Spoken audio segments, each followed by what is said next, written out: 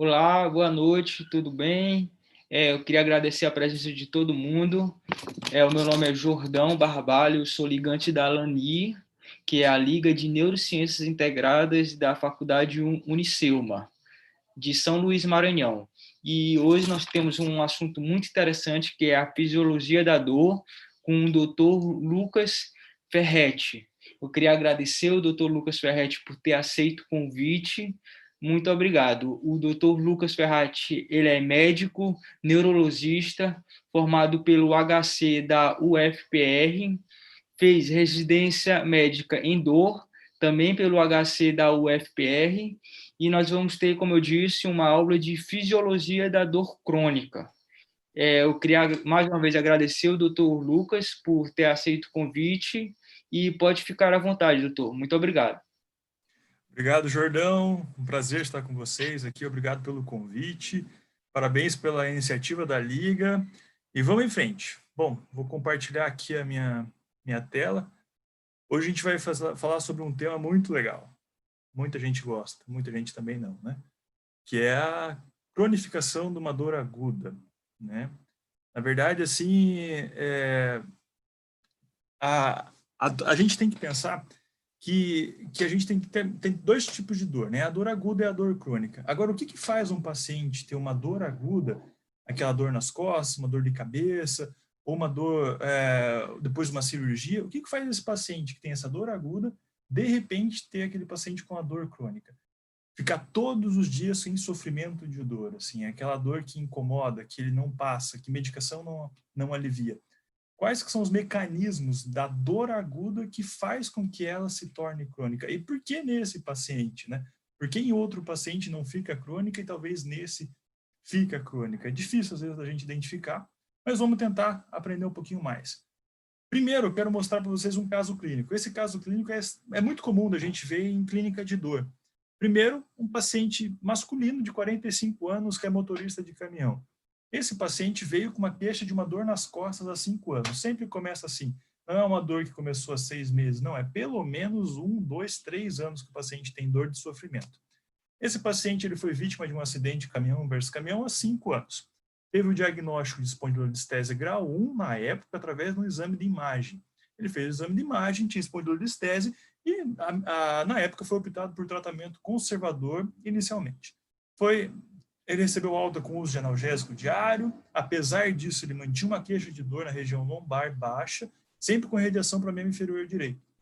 Quando caminhava, a dor piorava, ele precisava parar várias vezes por conta da dor. É o que a gente chama de uma claudicação neurogênica. O paciente andava e doía a perna, dava choque para a perna, às vezes tinha que parar de tanta dor, às vezes por perda de força mesmo na perna. Aqui está o raio-x que ele fez, na época, uma espondilolistese grau 1. Apesar de, na época, ter sido tratado só com tratamento conservador, pela manutenção da dor, foi optado por fazer uma artrodese de L5, L1.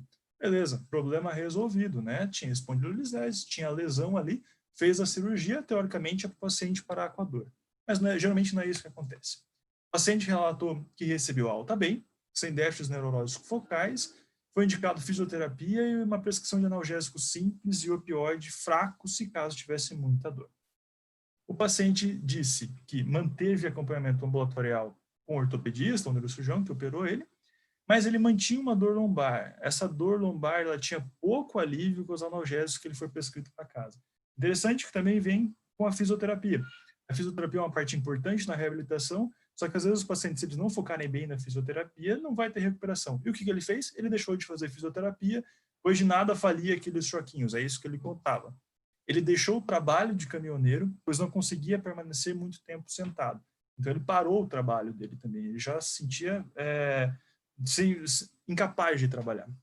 Ele tentou fazer mais de 10 perícias do INSS, mas nunca conseguiu se aposentar. Ele sempre tentou se aposentar e nunca conseguiu. Além disso, ele separou-se da esposa, parou de receber convites para sair com os amigos, pois só ficava reclamando da dor nas costas. Veja que o paciente não é só aquela espondilolistese, só aquela lesão que ele teve. Agora ele afetou a vida inteira dele. Ele parou de trabalhar, ele não tem o sustento, porque ele não consegue nem se aposentar, separou da esposa, porque a esposa não aguentava, mas ele reclamava de tanta dor, e os amigos começaram a se afastar dele. Aí que ele chega no ambulatório de dor crônica, depois de 5 anos de dor.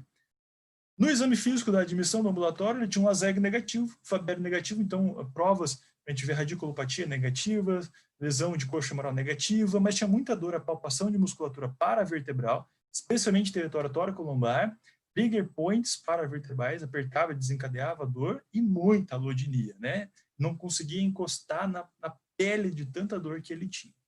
Muito bem, ele chegou usando gabapentina 900 mg por dia, amitriptilina 25 à noite, codeína 30 mg 4 vezes por dia, e o paracetamol junto com a codeína ele usava também 4 vezes por dia. Vejo que ele já estava usando uma dose boa de opioide fraco, com antidepressivo tricíclico, associado a um gabapentinoide. Esse é o quadro típico de um paciente com dor crônica.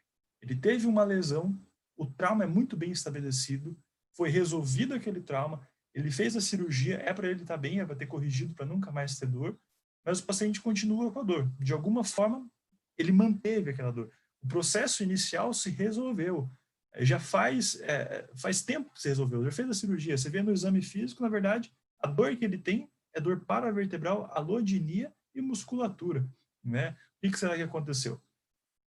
Aqui um breve sumário sobre a aula que a gente vai falar hoje. Então, mecanismos da dor aguda, a parte da patofisiologia da dor crônica, e está muito importante aqui a gente pensar na sensibilização periférica e central, são os dois mecanismos mais importantes da fisiologia da dor crônica. Nós vamos falar também depois um pouco da síndrome de dor crônica, o que faz o paciente, quais são os fatores de risco, vamos dizer assim, para se desenvolver da dor aguda para a dor crônica, e o que a gente pode tentar fazer, a prevenção e o manejo dessa dor crônica para evitar que se forme a dor crônica, e depois que ela já está instalada, o que a gente pode fazer. Muito bem, a dor aguda, lembrando que a dor ela é essencialmente nociceptiva. A dor aguda é você machucou, você lesionou o tecido, liberou bradicinina, liberou prostaglandina no local, você tem um dano tecidual e a dor aguda ela é sentida pelos nociceptores. Tem os mecanismos da dor aguda que nós vamos falar de cada um deles, a transdução, a transmissão do impulso até a parte perceptual no crânio, a modulação da dor e a percepção, que é quando a gente consegue perceber a dor. Cada um desses mecanismos tem as suas particularidades. Agora, a dor aguda, isso que é interessante, ela é sentida, a gente tem que sempre diferenciar a nocicepção e o nociceptor. A nocicepção é o processo em que qualquer estímulo térmico, químico ou mecânico é detectado pelas fibras periféricas. A dor, ela não é um tipo de... A gente pensa no nociceptor, a gente tem cada fibra de dor ela responde a vários tipos de estímulos, térmico, químico e mecânico. Diferente de outros receptores periféricos, em que, por exemplo, do tato, que é através de pressão, ou então através aqui a gente tem o corpúsculo de Pacini. Na verdade, a dor ela responde a vários tipos de estímulos, térmico, químico ou mecânico. A gente não fala como que o nosso receptor, como que se ele fosse responsível a uma única coisa. Ele é responsível a várias coisas que lesam, e depois a gente vai ver o mecanismo certinho. Os nociceptores, eles são os neurônios sensitivos, né, que respondem a cada um desses estímulos nocivos, seja térmico, químico ou mecânico. Quais são os mecanismos, então, que começa a dor aguda? A dor aguda você tem uma lesão no local e ela vai ser conduzida através de dois tipos de fibra. A gente tem a fibra A, que é a delta, principalmente, e as fibras C. As fibras A delta são mielínicas e elas têm uma condução rápida do estímulo doloroso. E as fibras C são fibras lentas e que a condução do estímulo é mais devagar. Importante que as fibras A delta, elas são unimodais, né? E as fibras C são multimodais, ou seja, respondem a vários tipos de estímulos. Às vezes você já não tem mais aquele estímulo da lesão ali na pele, mas ainda assim ela continua respondendo a esse estímulo de dor. O primeiro neurônio é o neurônio que sai da periferia, ele ascende, ele segue através passa pelo gânglio da raiz dorsal e entra na coluna dorsal, né? A partir da coluna dorsal, ela ascende através do trato espinotalâmico, faz conexão no tálamo e depois faz no córtex somatosensorial e em outros locais do cérebro que a gente vai explicar bem certinho. Essa é a via inicial do primeiro neurônio. O primeiro neurônio ele é a fibra, a gente tem a fibra periférica, a gente tem o primeiro neurônio, conecta a periferia, que são as terminações nervosas livres. A terminação nervosa livre, ela tem o corpo celular lá no gânglio da raiz dorsal ou no gânglio do trigêmeo, que ela ascende através do trato córtico-espinal até os níveis superiores. Então, lembrando do primeiro neurônio, esse é a primeira, onde começa a sensibilização da dor. Aqui tem um esquema do primeiro neurônio, tá? O primeiro neurônio, então, como eu falei, ele vai responder a pelo menos 3 tipos de estímulos: o térmico, o mecânico e o químico, né? E essa expressão, a terminação nervosa livre, que está representada aqui por esse esqueminha, ela vai responder a vários neurotransmissores que estão liberados nessa região. Quais que são os principais? A gente tem o receptor de H+, que é o receptor ácido. Então, quando você tem uma lesão no tecido, você libera ácido H+. A gente tem o receptor vaniloide, que é o TRPV de 1 a 4. Ele vai responder a substância P, também a H+, a calor e a capsaicina, que depois a gente vai ver que a gente pode fazer um mecanismo de sensibilização periférica e tratar essa sensibilização periférica através da capsaicina. E a gente vai ter aqueles receptores ligados à proteína G. Esses são os 3 principais, tá? São os 3 principais receptores da terminação nervosa límbica periférica. E a proteína G, o receptor ligado à proteína G, vai responder à bradicinina, ao ATP e às prostaglandinas. Muito bem. O que é a parte importante disso? Vamos supor que a gente tem uma lesão textual, liberou H+. A partir da liberação da H+, se liga ao receptor, e quando vai começar a transdução e a elevação do potencial de ação até o restante das vias de dor, a gente tem esse canal de sódio, principalmente o sódio voltagem dependente 1.8. Esse é o que começa a propagação do estímulo. Tanto que tem pacientes que às vezes têm mutação nesse canal de sódio e que ele simplesmente não tem dor. Ele não consegue propagar o estímulo de dor. Ele pode até ter os canais aqui normais, canais vaniloides e os canais ligados à proteína G, porém ele não tem o canal de sódio e ele acaba não transmitindo a dor. Então o neurotransmissor se liga aqui, vamos por o H+, entra sódio na célula, a gente começa a despolarização. A partir dessa despolarização, o potencial de ação começa a andar. Aí a gente anda para a segunda parte, que além da transdução, é a transmissão. A transmissão é a propagação do potencial até o cérebro. Sai da terminação livre e vai chegar até o cérebro.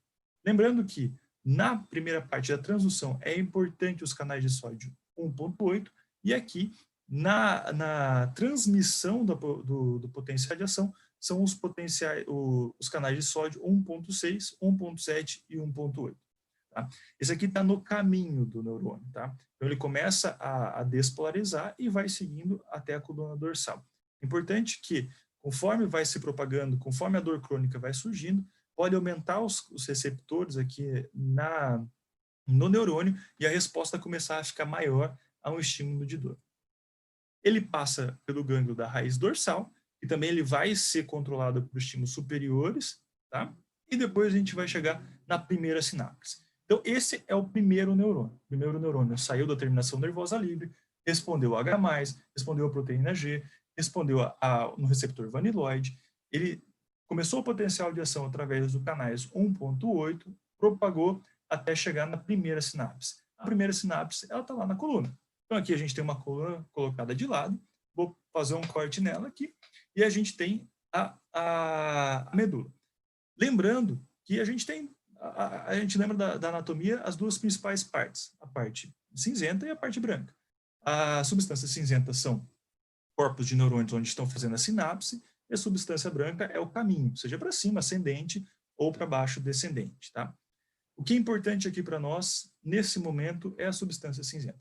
Retirando aqui um pouquinho mais para a gente ver mais de perto, a gente tem o gânglio da raiz dorsal, as fibras A beta, as fibras C e as fibras A delta, chegando até o corno da raiz dorsal, na coluna dorsal e entrando na substância cinzenta para fazer a primeira sinapse. Mais de perto ainda, lembra lá da anatomia daquelas famosas lâminas de Hexed, né? As lâminas de Hexed, de Hexed, desculpa, é a divisão da substância cinzenta da coluna. A gente tem principalmente 10 lâminas, tá? Lembra que as lâminas sensitivas são as lâminas de 1 até 6, tá? Especialmente a dor, ela vai estar relacionada na 1, a 2 e a 5, depois eu vou explicar certinho. E as motoras, 7 até a 9, e a 10 são as autonômicas, que são responsáveis pelos estímulos que a gente não tem controle. Por exemplo, aumento de frequência cardíaca, são as autonômicas. Muito bem. O primeiro neurônio saiu e ele vai chegar especialmente na lâmina 1 e na lâmina 2, que é a famosa substância gelatinosa. Tá? Além disso, ele pode ter contato também com as fibras A delta. A fibra A delta, desculpa, vai ser na lâmina 1, 2 e 5, como eu havia falado, e as fibras C na lâmina 1 e 2. O que é isso importante? A gente não tem só na parte do corno dorsal essas fibras que levam dor, mas a gente tem as fibras que levam o tato, por exemplo, são as fibras A beta. As fibras A beta, elas se conectam também nas lâminas de 2 até 5. Então, há uma interconexão entre as lâminas que levam, entre as fibras que levam dor e as fibras que levam tato.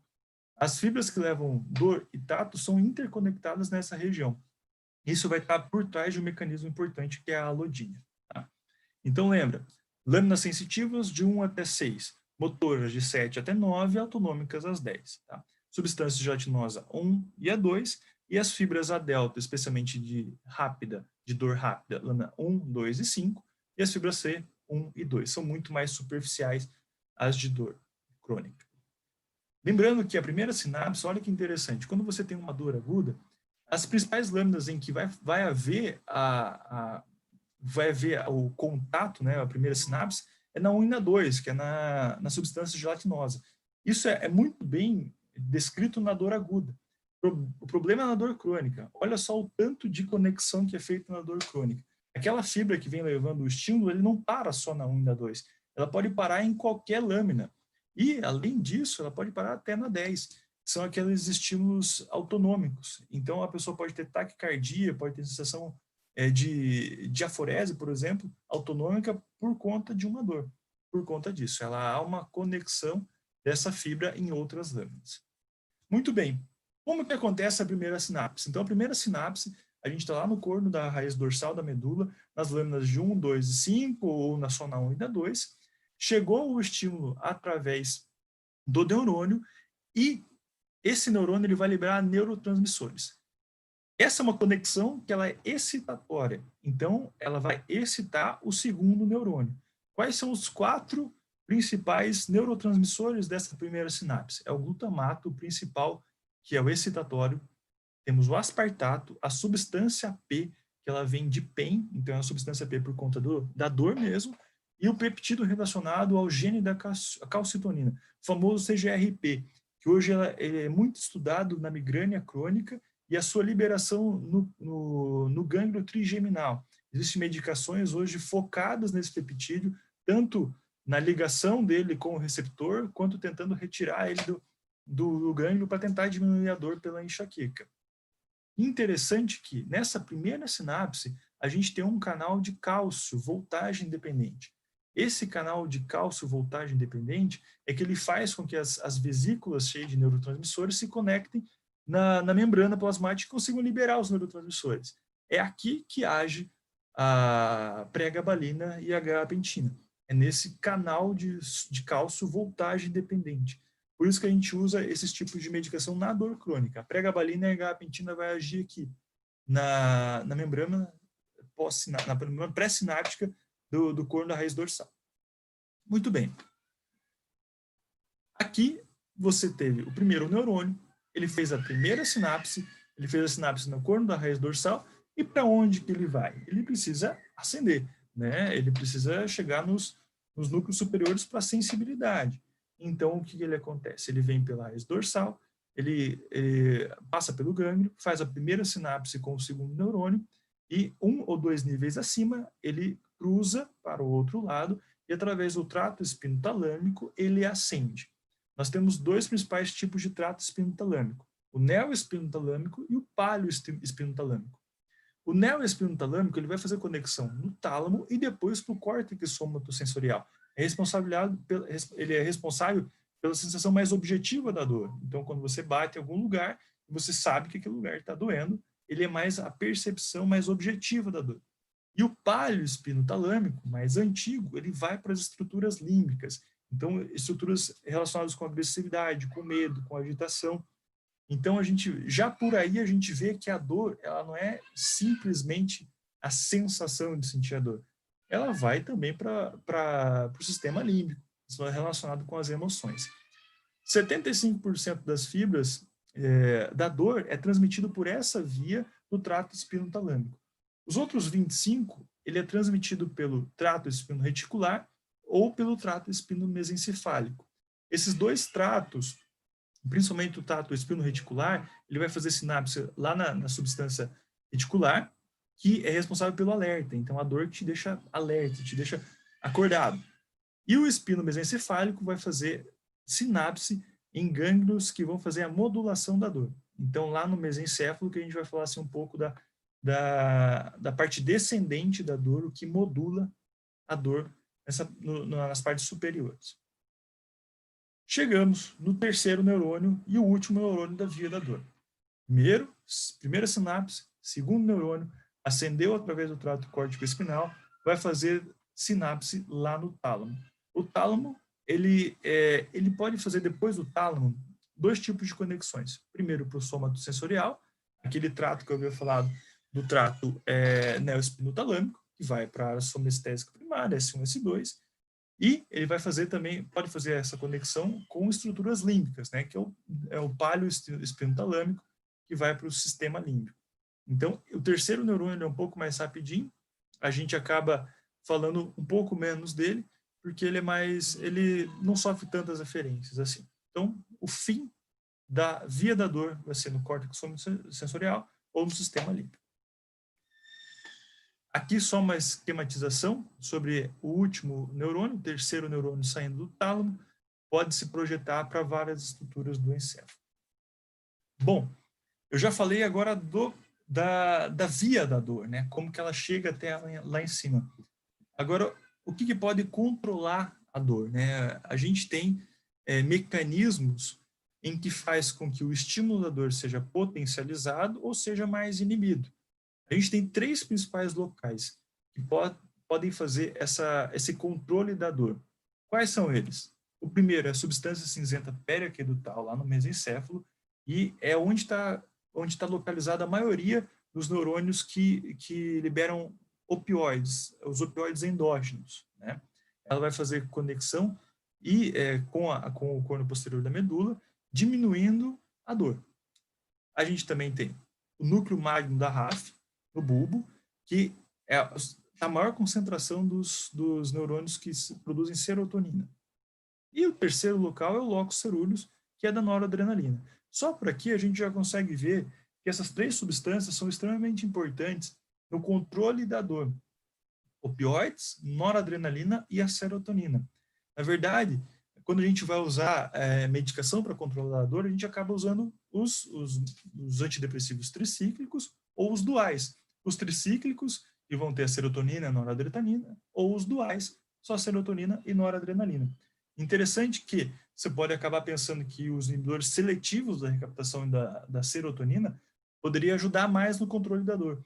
Mas parece que sozinho, fluoxetina ou sertralina não agem na dor, mas eles precisam da ação dos outros neurotransmissores.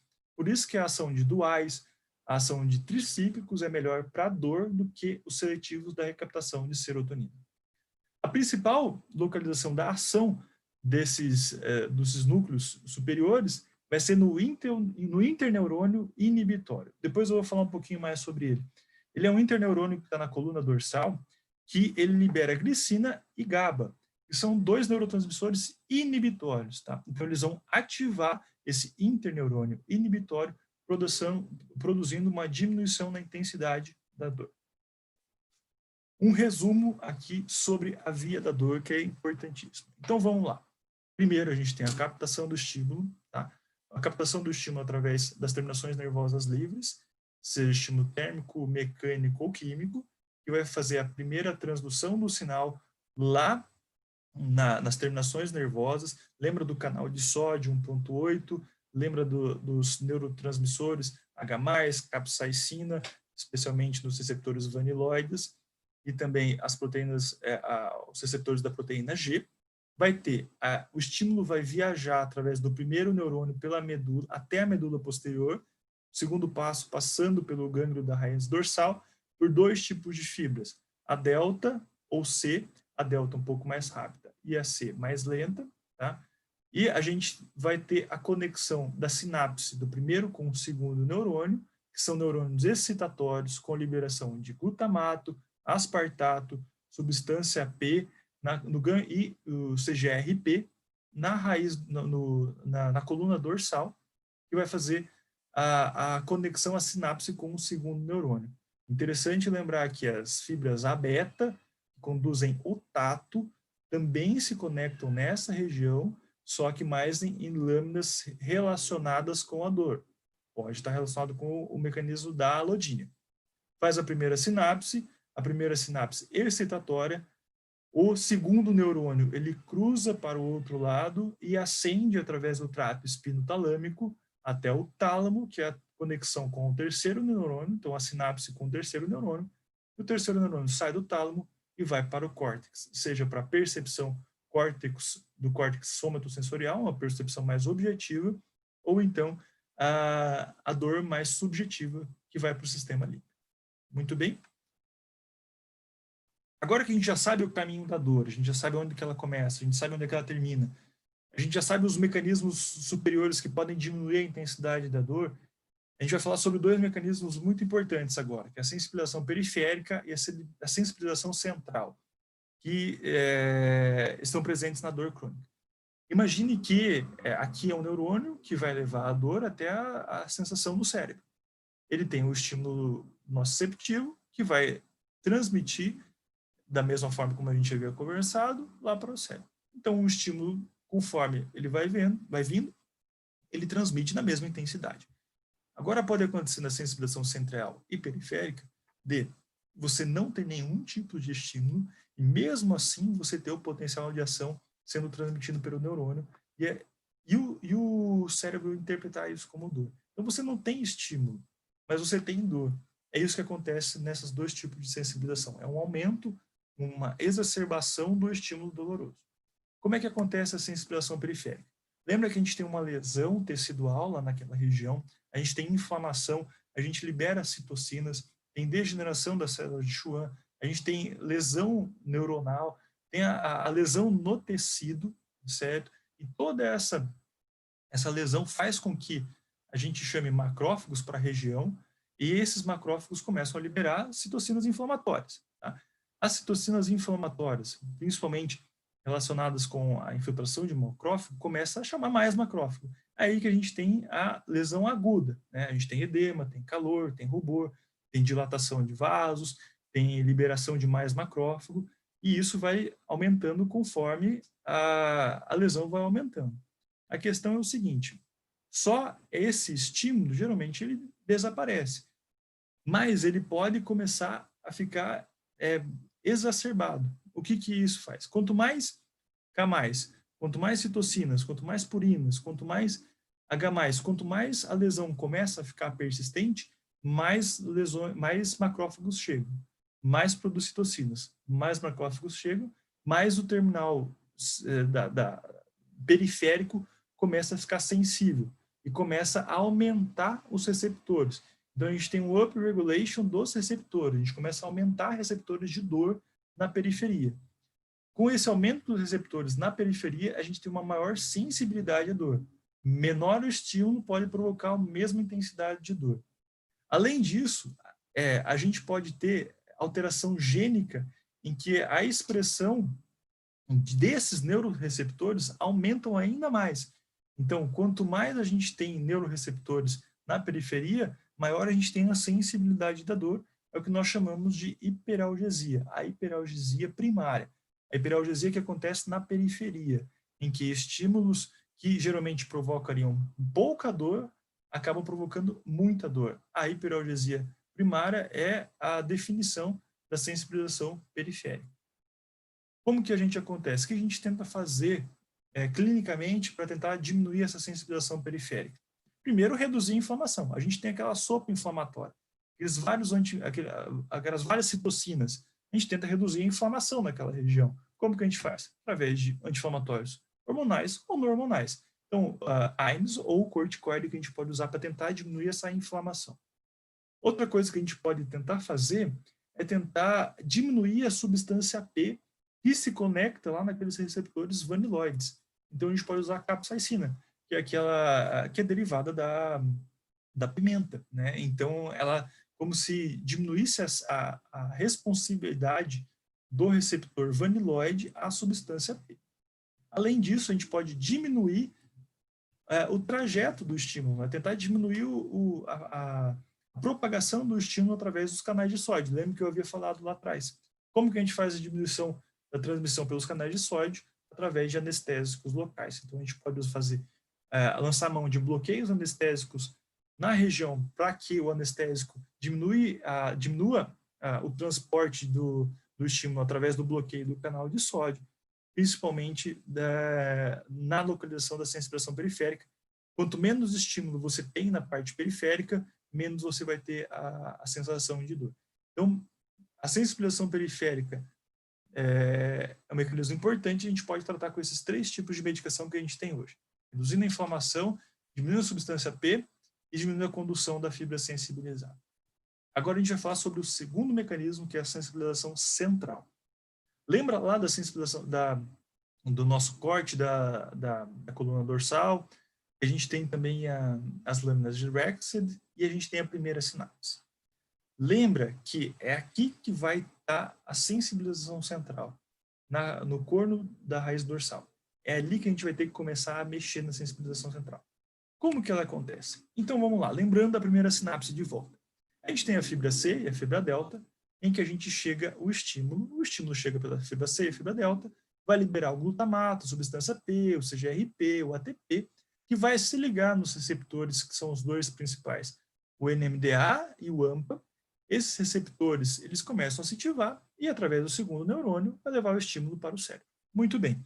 Se a gente tiver um estímulo contínuo, seja por quanto mais lesão a gente tiver, ou então por uma sensibilização periférica, em que o estímulo começa a chegar muito através das fibras C, a gente vai ter um aumento ainda maior do glutamato, desses neurotransmissores, na fenda sináptica dessa primeira sinapse. Com o tempo, a gente vai ativar cada vez mais os receptores de NMDA, e o receptor de NMDA ele vai ativar umas vias intracelulares que são dependentes de cálcios. E conforme você aumenta a ativação dessas vias que são dependentes de cálcio, ela vai me dar 3 mecanismos principais. O primeiro é a fosforilação desses receptores NMDA, então eles vão ficar mais ativados através da fosforilação. Quanto mais você ativa essas vias intracelulares, você vai ter mais migração de receptores que estavam quietos, que estavam fechadinhos, eles vão mais para a superfície e começam a se expressar mais, e há a transcrição gênica de mais receptores. Então, por 3 mecanismos, você começa a fazer com que o neurônio que está lá quietinho, o segundo neurônio, ele começa a ficar dessa forma. Ele começa a ter um monte de receptor NMDA, todos eles fosforilados, então todos eles ativos. Isso é um fenômeno que nós chamamos de wind-up, que é o aumento dos receptores NMDA no segundo neurônio. Conforme você aumenta os receptores, você tem maior receptor para começar a responder mais esse estímulo, e a gente tem um fenômeno chamado de hiperalgesia ou hiperalgesia secundária, que é a hiperalgesia do corno da raiz dorsal. Então, quanto mais receptores NMDA, mais você responde ao estímulo e mais dor você leva para o cérebro. O segundo mecanismo da sensibilização central é o que nós chamamos de desinibição. Lembra lá que a gente tem a serotonina, a gente tem os opioides, a gente tem a noradrenalina, que vem dos núcleos superiores, e elas vão fazer uma inibição da dor, certo? Na verdade, eles vão ativar o interneurônio inibitório, que ele vai produzir GABA e glicina, e vai diminuir o estímulo aqui. Conforme você tem menos inibição superior, você inibe menos esse interneurônio, certo? Então, assim, ele começa a parar de produzir glicina e começa a parar de produzir GABA. Diminuindo a produção de glicina e GABA, você aumenta a sensibilização do segundo neurônio, aumentando também e levando à hiperalgesia. Agora, esse interneurônio, ele para de inibir esse interneurônio excitatório. Opa, aqui faltou um X, desculpa. Esse interneurônio excitatório, ele recebe as aferências do tato. Então, a gente tem a fibra A, que sai da periferia, que é responsável pelo tato. Ela ativa o interneurônio excitatório, que ativa o segundo neurônio, o terceiro neurônio, desculpa, do tato. Então, essa ação ela é positiva. Quando a gente tem o interneurônio inibitório, ele inibe esse inibitório excitatório, e essa região ela não funciona mais, certo? Agora, se esse interneurônio ele está inibido, ele não funciona, a gente começa a ter ativação desse interneurônio excitatório. É o que a gente tem no fenômeno da alodinia, quando outros estímulos a não ser a dor, ou seja, o tato, provoca a dor. Esse interneurônio ele está inibido, ele não funciona mais, e esse estímulo do tato ele vem e começa a estimular o neurônio da dor. Então, através dessa desinibição do interneurônio inibitório, a gente tem o fenômeno da alodinia. E o último mecanismo, que é o terceiro mecanismo, que é mais estudado agora recentemente, que a gente começou a entender um pouco mais, é a modulação das células da glia. Lembra que nós temos as células da glia, nós temos astrócitos na raiz, na coluna, no corno posterior da medula. Essas células da glia, conforme os estímulos maiores vão chegando à coluna dorsal, e a gente começa a aumentar a ATP, começa a aumentar substâncias que são excitatórias, a gente começa a aumentar a atividade da glia. Essa glia aumentada, conforme os estímulos, essa hiperexcitabilidade da glia, também provoca a hiperalgesia e a alodinia. Então, por esses três mecanismos, o wind-up de receptores NMDA, tá? A desinibição dos interneurônios inibitórios e a modulação das células da glia, a gente completa a sensibilização central e vai nos dar os dois sintomas principais da sensibilização central, a hiperalgesia e a alodinia. A hiperalgesia é que quando você tem um estímulo doloroso leve, provoca uma dor muito forte, e a alodinia quando estímulos não dolorosos, especialmente o tato, provocam dor. Aqui está só para a gente gravar bem a parte da glia. A glia, quando a gente tem, ela pode ativar, né, então ela pode ser uma sinapse excitatória, em que ela, através de glutamato, ela ativa os receptores NMDA ou AMPA e aumenta o estímulo pós-sináptico, ou ela pode também ser uma sinapse inibitória, né, através da modulação do GABA. Na dor crônica, na sensibilização central, essa modulação inibitória ela está inativada e essa modulação excitatória ela está ativada. Então, a gente tem mais transmissão do estímulo nervoso e menos inibição. Para terminar, só um resumo, então, de tudo que eu falei aqui sobre a sensibilização central e a sensibilização periférica. Tá? Lembra que a gente tem o papel da sensibilização periférica, em que a gente tem lesão tecidual, aumento de prostaglandinas, aumento de ácido araquidônico, a gente tem uma sopa inflamatória, que aumenta a intensidade de macrófagos, chega mais lesão, mais células inflamatórias, que começam a produzir cada vez mais ácido araquidônico, cada vez mais prostaglandinas, a gente tem um aumento dos receptores periféricos à dor, a gente leva a hiperalgesia primária ou uma sensibilização periférica. A sensibilização periférica, ela aumenta o estímulo doloroso. Quanto mais estímulo doloroso a gente tem, mais a gente ativa os canais de NMDA, mais a gente libera aquele influxo de cálcio, provocando as alterações de aumento de receptores NMDA, aumentando mais a expressão gênica de receptores, e cada vez a sensibilidade maior a esse receptor, a gente aumenta o estímulo doloroso. Além disso, a gente tem uma diminuição da ativação dos neurônios inibitórios, e a gente tem a modulação das células da glia, formando as duas coisas, a sensibilização periférica e a sensibilização central, que qualquer estímulo não doloroso ou doloroso mínimo provoca uma dor insuportável no paciente. Para resumir, assim, de uma questão, o que seria mais da parte clínica, vamos supor assim, a sensibilização central e periférica, quando nós não temos nenhum tipo de sensibilização periférica ou central, a gente não tem dor. Tá? O paciente não vai ter dor se não tem nenhum tipo de sensibilização. Vai ter a dor normal, na verdade, né? Se a gente tem só a sensibilização periférica, em que os terminais nervosos estão muito excitados, o paciente vai ter dor, independente do estímulo. Se a gente tem a sensibilização central, o paciente também vai ter dor. E se a gente tiver as duas sensibilizações, central e periférica, o paciente também vai ter dor. Eu entendo aqui, pode ser que não tenha estímulo, o estímulo pode ter acabado, pode ter sumido o estímulo, mas se ele está sensibilizado na periferia, se os receptores estão mais sensíveis a qualquer estímulo de dor, o paciente vai ter dor. Ou se, por alguma forma, lá na raiz dorsal, o paciente é mais sensível a esses estímulos que chegam na raiz dorsal, ele também vai ter dor. E se ele tiver as duas, então, com certeza ele vai ter dor. Uma coisa interessante que a gente tem que lembrar é que isso é a parte fisiológica, a parte que a gente consegue mensurar. A gente tem estímulo repetitivo, que passa pelo nervo periférico, pelo gânglio da raiz dorsal, vai na coluna dorsal, vai para a ponte búbulo e mesencéfalo e vai até o córtex.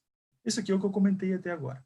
A gente tem as alterações químicas e genéticas da raiz dorsal, aquilo que eu comentei na sinapse, na primeira sinapse.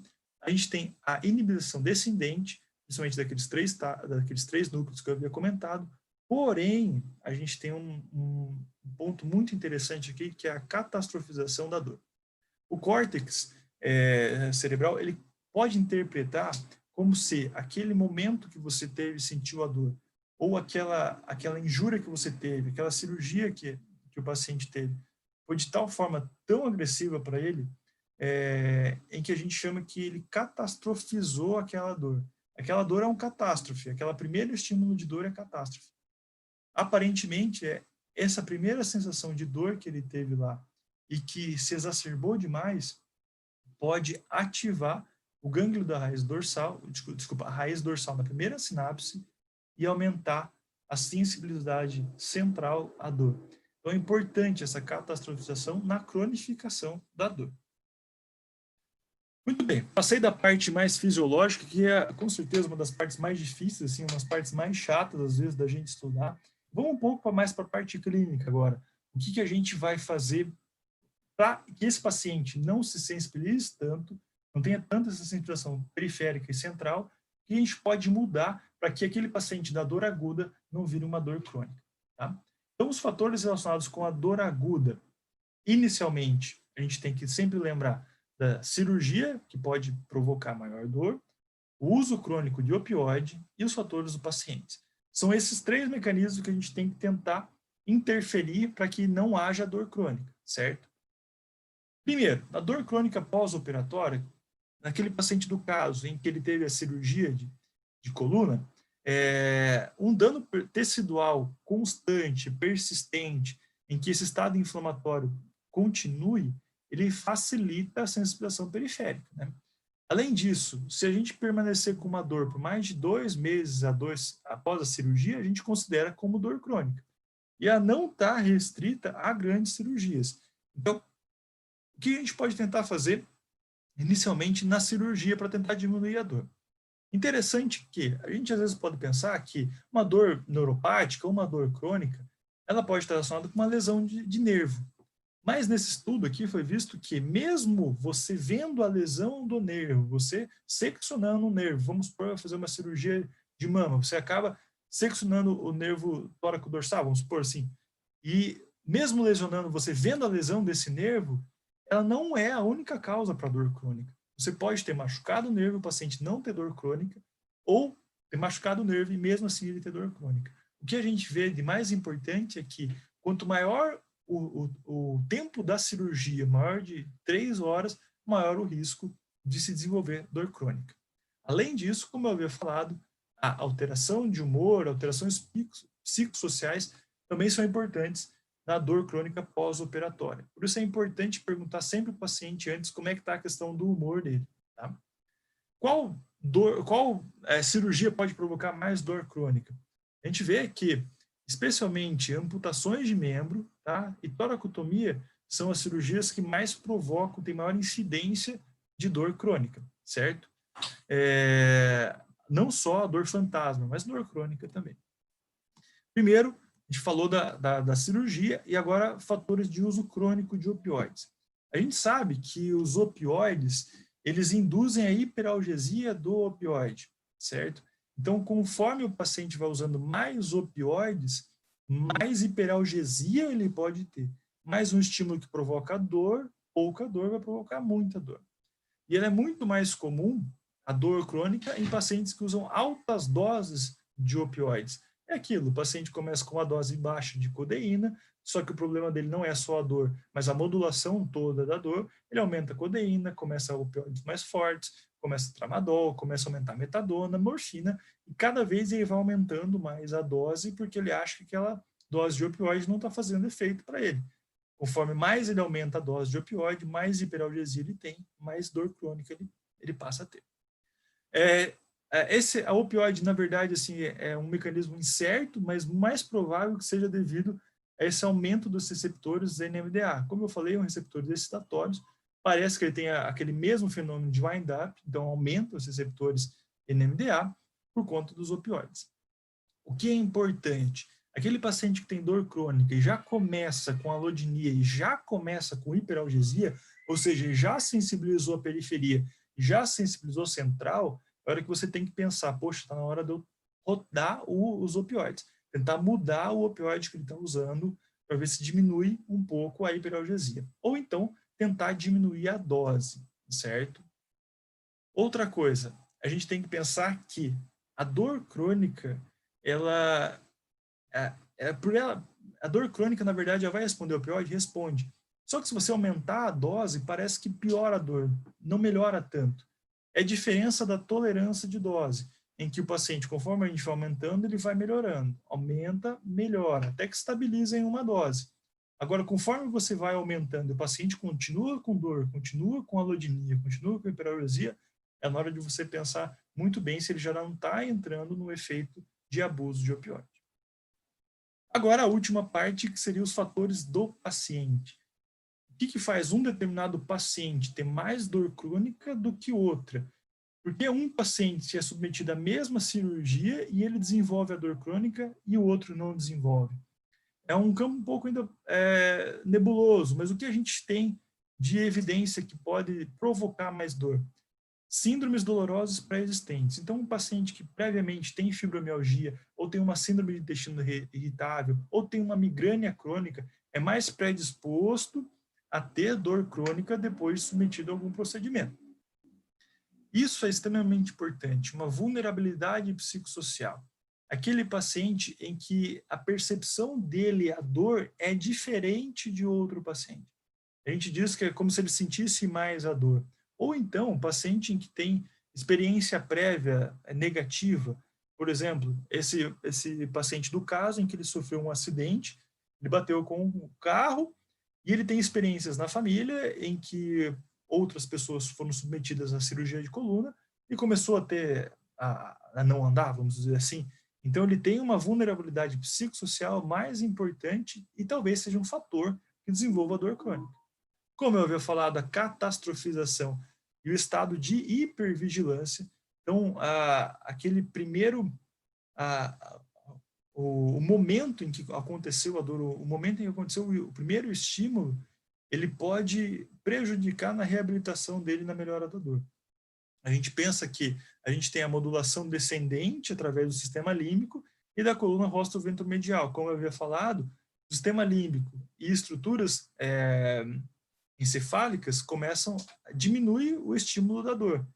Se o sistema límbico está muito ativado por uma hipervigilância, ou então o córtex frontal começa a estimular cada vez mais o sistema límbico e começa a hiperativar esse estado de vigilância, a gente tem uma catastrofização e cada vez pior dor. Há também alterações que a gente não tem controle, né? Por exemplo, polimorfismo gênico, como eu havia falado, tem aqueles pacientes que têm polimorfismo gênico dos canais de sódio para baixo, em que ele não tem dor, mas pode ser que ele tenha aumento de receptores por conta desse polimorfismo. Então, quanto mais receptores de sódio, voltagem dependente, potássio, maior a dor que ele pode ter. E o que há de epidemiologia sexo feminino, jovens e obesidade parecem ser fatores de risco para ter maior dor crônica. O que a gente pode fazer, então, agora de questão prática para tentar diminuir a dor crônica?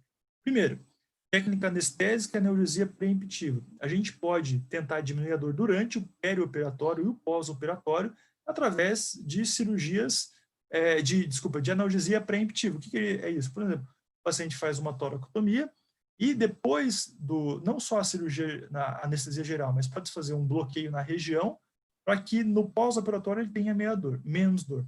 Quanto menos dor ele tiver no pós-operatório, menor a chance dele também desenvolver dor crônica. Então, como eu falado, a hora que você começa a sentir a dor, começa a perceber que ele vai virar uma dor crônica, pode ser realizado também bloqueios anestésicos precoces e seriados, certo? Ketamina, também ela é usada, a ketamina ela é um antagonista do receptor NMDA, então ele vai diminuir a excitabilidade através do receptor NMDA e, utilizando a ketamina perioperatória, pode ser que diminua a dor crônica também. Gabapentinoides também é muito estudado se a gabapentina e a pregabalina perioperatória pode diminuir a dor crônica, em alguns casos pode ajudar, especialmente naqueles pacientes que você sabe que pode ter uma dor crônica depois, pode desenvolver a dor crônica depois da cirurgia. Antagonista do canal de cálcio também a gente pensa os antagonistas como os gabapentinoides, como eu ouvi falar, diminui a liberação desses neurotransmissores, então pode ajudar. Anti-inflamatórios e outras medicações no perioperatório ajudam, então no pós-operatório, desculpa, porque diminui a liberação de prostaglandinas, né? A prostaglandina vai ter mais sensibilização periférica e a gente pode também usar a lidocaína perioperatória. Importantíssimo também terapia comportamental, então a terapia cognitiva comportamental para aqueles pacientes que podem desenvolver dor crônica é importante antes da cirurgia, diminui a ansiedade antes e durante, tá? E uma terapia preemptiva para aqueles pacientes com maior risco de desenvolver dor crônica. Então, antes de fazer a cirurgia, é importante você perguntar, fazer uma boa história, ver se aquele paciente pode ter uma maior predisposição a ter dor crônica e já tentar fazer um trabalho psicológico com ele antes. Então, aqui só um resumo sobre as técnicas que nós podemos fazer para tentar diminuir a sensibilização periférica central e tentar diminuir um pouco a dor crônica. Então, primeiro, os antagonistas anti-inflamatórios para tentar diminuir a sensibilização periférica. A gente pode fazer bloqueio de nervo, seja perioperatório ou quando já se desenvolve a dor inicialmente, para tentar diminuir os canais de sódio, ativação dos canais de sódio. A gente pode fazer bloqueio também central. A gente pode também fazer a terapia combinada, então com terapia cognitiva comportamental, uma terapia multimodal, e os de opioides sistêmicos, sempre lembrando daqueles pacientes que podem desenvolver a hiperalgesia pelo opioide e que podem desenvolver uma tolerância menor ao opioide e, assim, um abuso dessas medicações. Para finalizar, esse é meu último slide, é importante a gente sempre lembrar que a dor, ela não é só a parte sensitiva.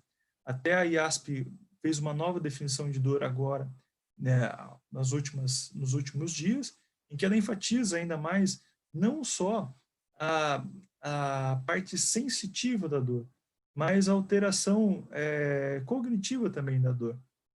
A dor, ela tem a parte sensorial, que é como que o paciente sente a dor. Então, ele sente como uma fisgada, como um choque, como uma queimação, como uma ardência. Mas a gente também tem a parte cognitiva, que é o que ela significa para aquele paciente. Então, o que a dor é para mim, ela é uma incapacidade, eu não consigo mais trabalhar, eu não consigo mais fazer as minhas atividades diárias. A questão afetiva, que é nem o quanto que ela dói, mas o quanto ela incomoda na minha vida. E a questão autonômica, que é mais fácil da gente entender, como aumento de frequência cardíaca, aumento de pressão arterial. É importante que a gente tenha essas 4 dimensões sempre muito presentes quando a gente vai avaliar um paciente com dor crônica. Não imaginar que é apenas a alteração sensorial que ele está sofrendo. Ele tem um sofrimento completo. Tá? A gente não pode esquecer dessas 4 percepções da dor. Sempre lembrar da parte cognitiva, afetiva e autonômica. Certo, pessoal? eu acho que era isso que eu tinha para falar para vocês hoje. Fico aberto a alguma questão aí. Se ficou alguma dúvida, aqui estão os canais, se alguém quiser comentar alguma coisa, Instagram, Face e o e-mail, certo? Bem, eu queria agradecer o Dr. Lucas por essa excelente aula, foi muito boa, bem didática, principalmente aquela primeira parte da aula, né? Que é a parte mais difícil de entender, eu acho que ficou muito fácil de entender com a sua explicação. Muito obrigado. E agora nós vamos abrir para algumas perguntas. Foi perguntado qual é a relação entre a dor crônica com a diminuição de serotonina. Na verdade, assim, a gente lembra lá do núcleo, né, da RAF, que acaba produzindo a serotonina. A gente pode ter uma diminuição da produção de serotonina por esse núcleo, diminui a serotonina, você diminui o mecanismo de inibição da dor. Então, quanto menos serotonina você tiver, menos inibido tá aqueles neurônios inibitórios. Então, você vai ter mais dor. É isso que a gente acaba usando de tratamento. Então, a gente tenta diminuir a recaptação de serotonina, aumentar a serotonina e aí tentar diminuir a ativação da dor. Não sei se ficou claro mais ou menos assim, mas a serotonina ela é extremamente importante no controle descendente da dor. E é a mesma relação da noradrenalina? Mais ou menos. Os dois neurotransmissores agem muito no controle da dor. A gente acaba vendo que a noradrenalina é um pouco mais importante até do que a serotonina. Não digo assim de quantidade. A serotonina, vamos dizer assim, tem maior número de neurônios que liberam serotonina, mas se você tiver pequenas variações da noradrenalina, parece que piora mais a dor. É por isso que não adianta você usar só um inibidor de recaptação de serotonina seletivo, como fluoxetina ou sertralina, que não vai melhorar a dor. Você tem que usar a combinação deles. Então, um inibidor de serotonina e um de noradrenalina, que são os duais que a gente usa, duloxetina, venlafaxina. As duas ações melhoram mais o controle descendente da dor. Né? Eu queria agradecer novamente o Dr. Lucas pela disponibilidade por dar essa aula. Muito obrigado. Você está sendo bem elogiado no chat. A gente teve até um público muito bom. Então, queria agradecer. Está todo mundo elogiando bastante sua didática e queria abrir espaço para o senhor fazer mais alguma consideração final antes de terminar. Legal. Agradeço o pessoal da Liga pelo convite. Tema de dor nunca é muito fácil. Não só a fisiopatologia, mas o paciente de dor não é fácil. É muito fácil você ter na cabeça toda essa parte fisiopatológica. Agora, se é difícil para você entender essa parte fisiopatológica, você imagina para o paciente entender. Então, paciência, paciência e paciência na hora de você for atender um paciente com dor crônica é a parte mais importante dessa aula, eu acho. Não só entender a fisiopatologia, mas ter paciência e empatia para atender o paciente com dor. Eu quero agradecer mais uma vez o Dr. Lucas, muito obrigado, e quero agradecer a presença de todo mundo. E desejar uma boa noite a todo mundo. Tchau, tchau. Tchau, muito obrigado, um abraço.